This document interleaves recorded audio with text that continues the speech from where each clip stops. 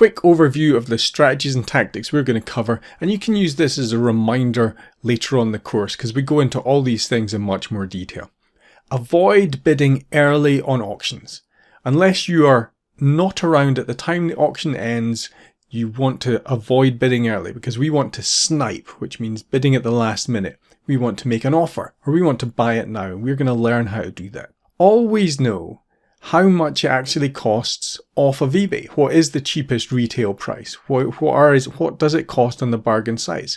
Never pay more than what it costs off eBay.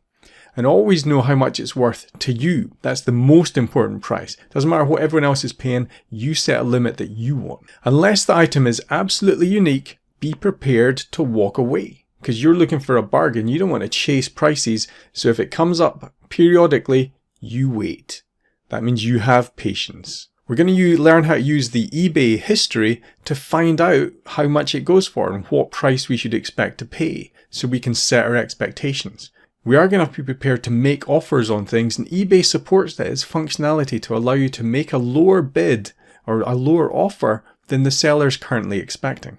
What we want to do is avoid browsing through the site. We want to be very targeted, and eBay will send us emails about the stuff that we're looking for when it is available. We're going to learn how to use that functionality to avoid wasting time. Only ever pay with PayPal. This is the key to being safe on eBay, and you get a lot of buyer protection if you use PayPal. You get more protection than the seller sometimes, so use PayPal to buy things.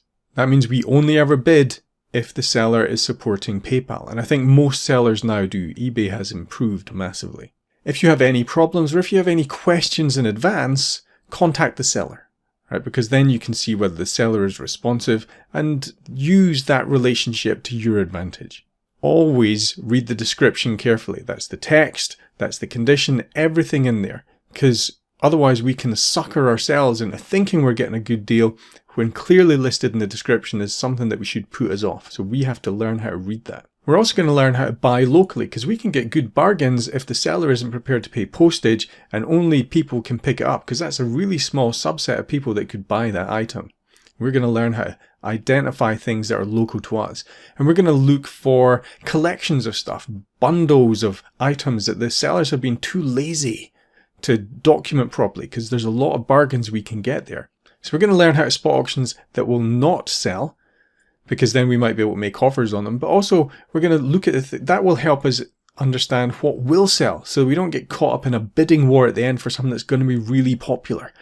Now we're going to cover all of those strategies in more detail and even more strategies, and at the end of this you will be capable of locating and buying bargains on eBay.